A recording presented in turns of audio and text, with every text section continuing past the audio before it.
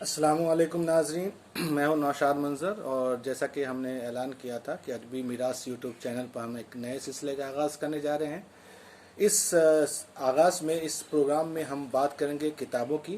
کتابوں کا تعارف پیش کیا جائے گا، مصنف کے بارے میں کم گفتگو کی جائے گی، لیکن کتابوں کے کنٹینٹ جو ہے اس کے مواد پہ ہم لوگ ڈسکس کریں گے، اور یہ پروگرام تقریباً 5 سے 7 منٹ پہ ہوگا۔ تو ہم یہ سمجھ سکتے ہیں کہ اس پروگرام میں کوئی تنقیدی اور اس طرح سے بات نہیں کی جائے گی، ایک کتاب کا ایک تعارف پیش کر دیا جائے گا تاکہ جو قارئین ہیں ان تک وہ چیز پہنچ سکے اور وہ سمجھ سکے کہ اس کتاب میں کیا ہے۔ تو آج ہمارا یہ پہلا ایپیسوڈ ہے، اور پہلے ہی ایپیسوڈ میں ہم جو کتاب لے کر آئے ہیں وہ میری خود کی کتاب ہے، رسالہ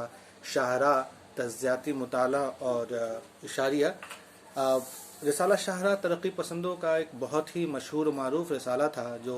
دلی سے شائع ہوتا تھا، اور اس کے ابتدائی سرورق پر ترقی پسندوں کا ترجمان بھی درج ہوتا تھا۔ تو ہم اس سے بھی اندازہ لگا سکتے ہیں کہ یہ رسالہ ترقی پسندوں کا کس قدر ترجمان رہا ہوگا، اور ایک خاص وقت میں اس رسالے نے جو ادبی اپنی جو خدمات انجام دی ہے وہ بھی اس سے بہت سارے لوگ واقف ہوں گے۔ ہم نے اس کتاب کو جو آپ کے سامنے ہے، آپ یہ دیکھ پا رہے ہوں گے، رسالہ شاہراہ تجزیاتی مطالعہ اور اشاریہ۔ یہ کتاب رسالہ شاہراہ کے جو پورے مواد ہیں اس کے تجزیے اور اس کے اشاریے پر مبنی ہے۔ تو اس کتاب کو ہم نے 2 حصوں میں تقسیم کیا ہے۔ پہلا حصہ شاہراہ کے مشمولات کا تجزیاتی مطالعہ ہے، اور دوسرا حصہ شاہراہ کا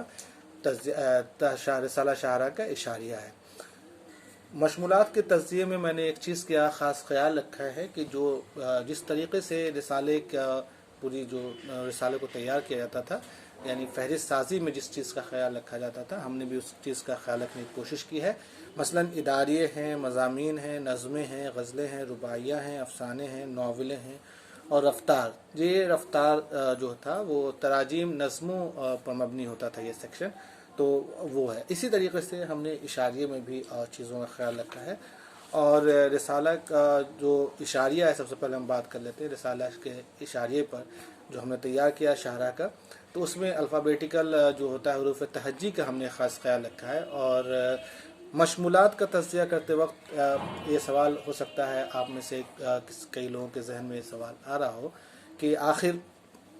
مشمولات کے تجزیہ کرتے وقت ہم نے کن چیزوں کا خیال رکھا؟ کیا ہم نے رسالہ شاہراہ میں شاید تمام چیزوں کا تجزیہ کیا ہے، یا کچھ خاص چیزوں کا تجزیہ کیا ہے؟ تو میں واضح کر دوں کہ رسالہ شاہراہ میں جو چیزیں شائع ہوتی تھی، ظاہر ہے 12 سال تک یہ رسالہ، تقریباً 12 سال تک یہ رسالہ شائع ہوتا رہا، تو اس میں جو چیزیں شامل تھیں اس کی مقدار بھی زیادہ ہے، اور تمام مضامین یا نظمیں یا غزلوں پہ گفتگو کرنے سے یہ ضخامت کے بڑھنے کا اندیشہ بھی تھا۔ تو ہم نے سلیکٹڈ کچھ منتخب چیزوں کا تجزیہ کیا ہے، لیکن اس چیز کا خاص خیال رکھا ہے کہ ان کا تجزیہ کرتے ہوئے کہ آپ جو قارئین ہیں ہمارے، ان کو رسالہ شاہراہ کے بارے میں پوری اور مکمل جانکاری مل سکے۔ اداریے میں عموماً جو رسالے کے رسالہ کی جو ایک طرح سے ترجیحات ہوتی ہے اس کے بارے میں عموماً ڈسکس کیا جاتا ہے۔ تو رسالہ شاہراہ کے اداریے بھی کچھ ایسے اداریے تھے جس میں ادبی سرگرمیوں کے بارے میں تفصیلی گفتگو ملتی ہے، اور کچھ سرسری بھی ہے جس میں مشمولات کا ذکر بھر یا تعارف بھر کرا دیا گیا ہے۔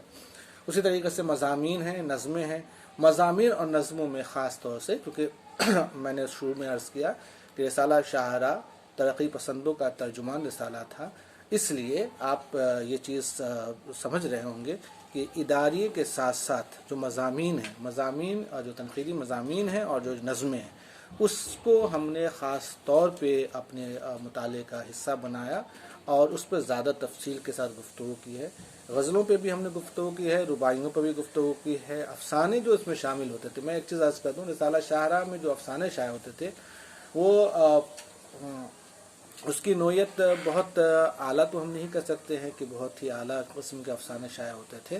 اور اس کی ایک وجہ یہ بھی ہو سکتی ہے کہ رسالہ شاہراہ نے جس طریقے سے مقصدیت کو فروغ دینے کی کوشش، مقصدیت ان کے یہاں جس طرح سے حاوی نظر آتا ہے، اسی طریقے سے ان کی کہانیوں میں بھی مقصدیت کہیں نہ کہیں حاوی ہے۔ لیکن جو دو چیزیں جو رسالہ شاہراہ کے حوالے سے میں بتانا چاہتا ہوں وہ ہے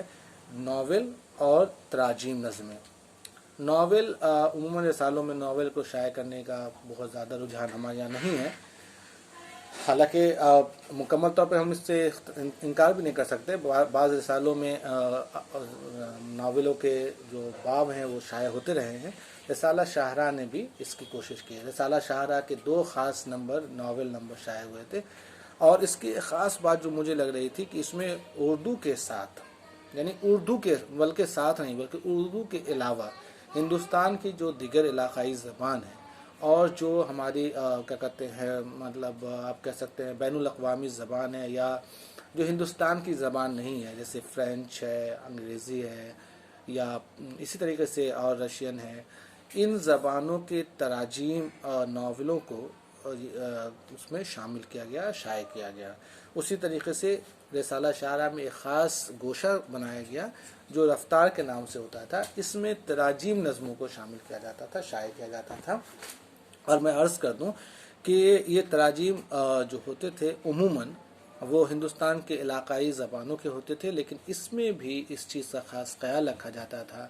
کہ جو دیگر ہندوستان کے علاوہ جو دوسری زبانیں جو ہندوستان سے باہر بولی جاتی ہیں، عام طور پہ جہاں جو مادری زبان ہے فرینچ اور رشیا وغیرہ، ان کی جو تراجیم نظمیں ہیں اس کو یہاں پہ ان جو نظمیں تھیں اس کے ترجمے کو اس رسالہ میں شائع کیا جاتا تھا۔ عابد سہیل صاحب نے بہت خوبصورت اس پہ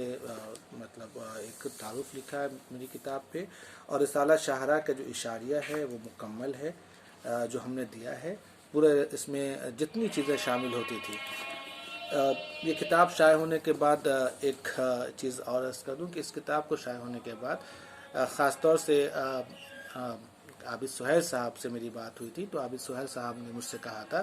کہ نوشاد اگر آپ نے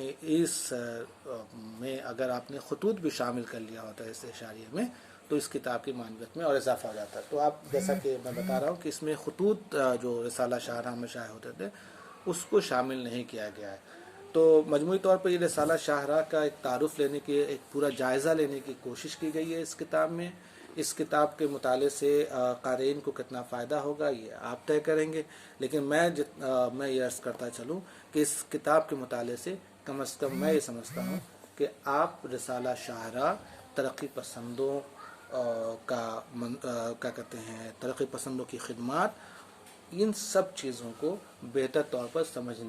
سکتے ہیں، یا سمجھنے میں یہ کتاب آپ کے لیے مددگار ثابت ہو سکتی ہے۔ تو ناظرین، آج ہم نے بات کی رسالہ شاہراہ کے بارے میں، ہم نیکسٹ ایپیسوڈ میں کسی اور کتاب کے بارے میں بات کریں گے، اور یہ سلسلہ انشاءاللہ یوں ہی جاری رہے گا۔ تو پھر ملتے ہیں انشاءاللہ کسی دوسری کتاب کے ساتھ، تب تک کے لیے خدا حافظ۔